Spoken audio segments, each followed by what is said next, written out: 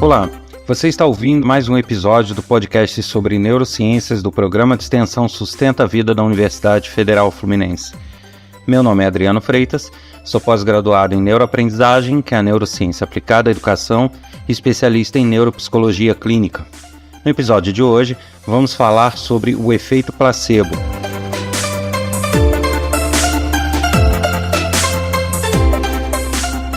Olá, e no episódio de hoje vamos falar um pouquinho sobre o efeito placebo, definir o que é, entender um pouco como funciona e os benefícios que ele pode causar na saúde de uma pessoa. Bem, muita gente já ouviu falar do efeito placebo, do uso de placebos. O que seria o placebo, falando do ponto de vista de pesquisa? Seriam medicamentos que são feitos de alguma substância que pode ser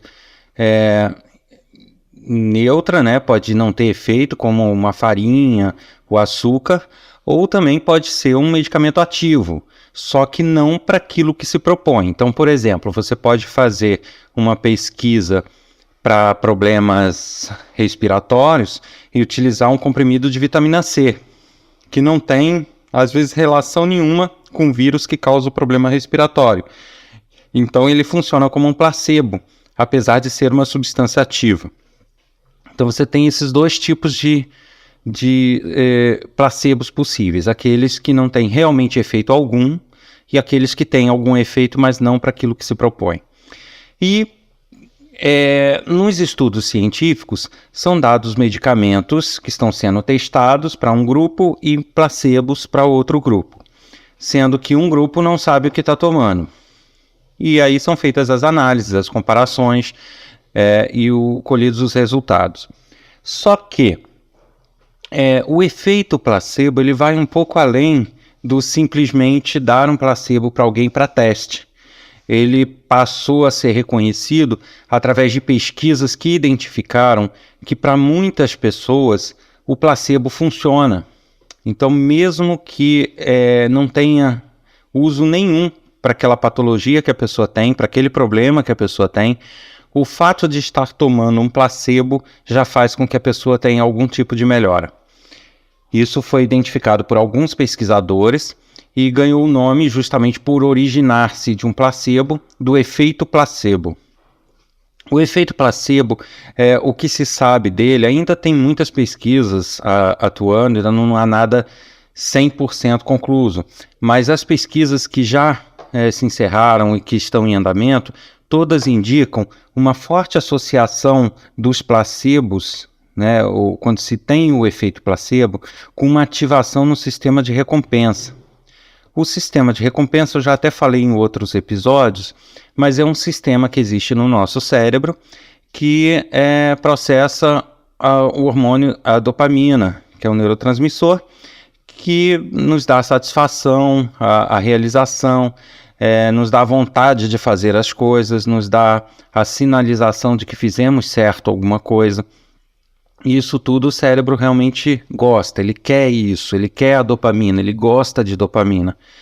E percebeu-se que quando se gera um efeito placebo, esse sistema de recompensa que trabalha a dopamina, né, eu aconselho até que se escute outro episódio do podcast que falamos sobre isso, que é o de motivação. Nessas pesquisas, então, identificou-se que essa área, esse sistema de recompensa, ele é fortemente ativado quando ocorre o efeito placebo. E aí, as deduções disso, né, as conclusões, são muitas. Dentre elas, justamente que a pessoa, quando está com algum problema ou quando está com algo que precisa ser solucionado e que a incomoda bastante, ela quer, de qualquer maneira, se ver livre daquilo. E isso gera uma ansiedade, gera expectativas na pessoa. E quando há uma promessa de solução com base em algo, ou algum chá, ou algum comportamento, ou algum remédio, mesmo que placebo, muitas vezes isso ativa o sistema de recompensa no sentido de motivar a pessoa a utilizar aquilo. Mais ou menos o que é dito também naquele episódio que eu falei do viés de confirmação. A pessoa ela tende a assumir e a acreditar nas notícias que vão em encontro ao que ela acredita, ao que ela pensa. Então, se ela de fato acredita que o remédio vá curá-la ou vá mostrar resultados positivos, o que ocorre é que, através de um viés de confirmação, ela acredita muito que aquilo vai funcionar e ela mantém essa esperança, diminui o nível de ansiedade e aposta as fichas dela nesse medicamento. E ao tomar, é como se ela, poxa, eu consegui o remédio, era esse remédio experimental que eu precisava, e de repente vem um remédio, ela tem aquela satisfação como se ela tivesse conseguido o que ela queria muito, que é um remédio que vai levá-la à cura. Então, isso ativa de fato o sistema de recompensa. Então, além de acreditar muito naquilo, ela tem a dopamina por ter conseguido obter aquilo. E isso gera uma carga de dopamina, uma ativação nesse sistema de recompensa. Mas muitas pessoas perguntam, ok, mas o que o sistema de recompensa teria a ver, por exemplo, com o sistema imunológico, para combater um vírus, para combater uma infecção? E aí os pesquisadores atuam em outras frentes e já estão detectando o seguinte, naturalmente, o sistema de recompensa ele tem sim uma interferência no sistema imunológico das pessoas, justamente porque partindo dos instintos básicos e das necessidades básicas de sobrevivência do animal homem, a gente pode chegar à conclusão que aquelas atividades que são primárias no homem, que seria alimentação, sexo, por aí vai, elas são também as que abrem maiores portas de infecção. Então, através da alimentação, você tem uma chance alta de infecção, da mesma forma através do sexo e de outras atividades básicas. E aí, até por uma questão evolutiva de espécie, se acredita que o sistema de recompensa, ele está muito envolvido com essas atividades, porque é ele que dá a satisfação por se alimentar, a matar a fome, né? A atividade sexual ela ativa fortemente o sistema de recompensa também, dá satisfação. Então, detectou-se que esse gatilho se formou, que justamente por ser uma porta maior à infecção, a evolução humana fez com que essas atividades básicas, por elas ativarem o sistema de recompensa, esse mecanismo se encarrega de dar um reforço no sistema imunológico para que justamente essa porta de infecções seja mais controlada. E aí a explicação de que por que ativando esse sistema de recompensa se melhora o sistema imunológico. E por isso a gente então faz essa ligação toda, que seria o fato de se obter um placebo e de se acreditar muito nele, dispara o sistema de recompensa, que por sua vez ativa e fortalece o sistema imunológico. Então, parece algo curioso, mas é verdade. Então, não é mito dizer que placebos funcionam e realmente ajudam o humano. Agora, a gente tem que fazer uma diferenciação aí. Uma coisa é você ter um placebo que funciona para doenças e infecções que são possíveis de serem combatidas pelo próprio sistema imunológico natural. E outras são aquelas que não são possíveis, aí não há placebo que dê jeito. Vou dar um exemplo aqui bem, vamos dizer assim, grave, para que se tenha essa noção. Então vamos dizer, o câncer. Um câncer em estágio avançado, não há placebo que dê jeito. Por quê? Porque não adianta fortalecer o sistema imunológico humano, que ele sozinho não vai conseguir combater aquele câncer. Por isso, um placebo não funcionaria ou daria efeitos parcos em pessoas que estão com câncer. Porém, em pessoas que estão com uma pneumonia, em pessoas que estão com uma gripe, em pessoas que estão com problemas gastrointestinais, nesses casos há essa possibilidade. Por quê? Porque o nosso sistema teria força para combater ou amenizar os efeitos. Se não combater totalmente, pelo menos provocar uma melhora e aí com poucos auxílios medicamentosos resolver o problema. Então é preciso deixar isso claro, tá? Não é porque o placebo funciona que você vai usar ele para o câncer, vai usar ele para doenças autoimunes, porque ele não vai resolver a situação. Ele dá uma força, ele dá uma ajuda, mas naquilo que o seu organismo naturalmente já seria capaz de combater, tá? E agora, sendo mais amplo nessa questão, o efeito placebo ele pode ser provocado por um medicamento, mas também por outras coisas. Muitas pessoas adotam certas crenças ou certas atividades de forma similar a um placebo, como se fosse uma medicação, como se fosse a cura do que ela procura. Então, algumas pessoas entregam à religião isso.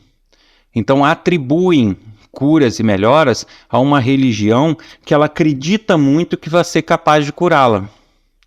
Lógico, eu não estou entrando aqui na questão do charlatanismo, de curas absurdas, não é isso. Mas o fato da pessoa ter muita fé em alguma coisa, se dedicar a essa fé, se entregar a essa fé, acreditar que isso está fazendo bem para ela e vamos dizer assim, ter a satisfação de frequentar essa religião e de ter os benefícios dessa religião, isso dispara os mesmos mecanismos, dispara a dopamina, dispara o mecanismo, o sistema de recompensa, que por sua vez reforça o sistema imunológico. Então, repito, não é possível ter, por exemplo, uma cura de câncer pela fé, porque é algo que o sistema imunológico não é capaz de combater sozinho, dependendo do estágio. Mas uma pessoa que está com sintomas brandos e com doenças mais viáveis, elas podem sim obter a cura tanto com medicamentos placebos, quanto com religião, quanto com yoga, tanto quanto medicação, exercícios e por aí vai. Então, o placebo, a importância e a finalidade dele não é propriamente a forma do placebo. Não é se é um comprimido, se é gota, se é injeção, se é uma religião, se é uma yoga. O que importa é que seja algo que desperte toda a satisfação, o prazer e o desejo da cura. E a crença nessa cura. E isso sim dispara essa cadeia de sistema de recompensa que chega até o sistema imunológico. Perfeito? Da mesma forma, a gente pode dizer que o oposto, de certa forma, também é possível, tá? Apesar de não ter nenhuma pesquisa ainda 100% conclusa e determinante, mas já tudo se encaminha para isso. Da mesma forma que o efeito placebo funciona positivamente, ele pode funcionar negativamente. E aí eu me refiro, por exemplo, a uma pessoa depressiva, a uma pessoa que tem um nível de ansiedade alto, aí vem serotonina, dopamina, esses hormônios baixos, que são características do estado depressivo.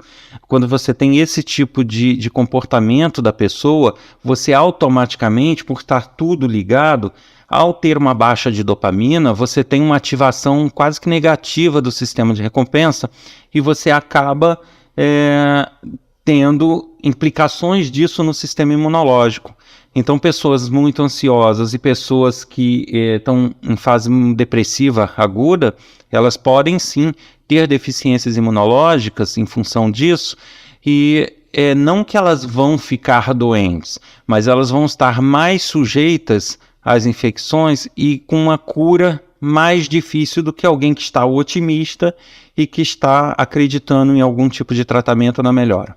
Se você está gostando desse podcast, não deixe de compartilhar em seus grupos, com seus amigos, divulgar os links aí das plataformas, para que cada vez mais essa iniciativa se firme e sempre possamos contar com esse podcast Neurociências no ar. Vocês ouviram mais um episódio do podcast de Neurociências do Programa de Extensão Sustenta a Vida da Universidade Federal Fluminense.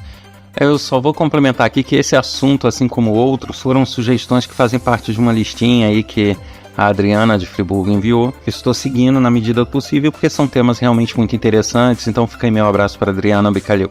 Meu nome é Adriano Freitas, sou especialista em neuropsicologia clínica, pós-graduado em neuroaprendizagem. Se você desejar enviar alguma mensagem para algum de nossos especialistas, basta escrever para podcast@sustenta-vida.com, colocando no assunto o nome do podcast ou especialista para o qual você deseja mandar a mensagem. Se quiser mais informações sobre nossos projetos, cursos gratuitos e demais atividades de extensão, basta acessar nosso site www.sustenta-vida.com. Um abraço a todos e até o próximo episódio.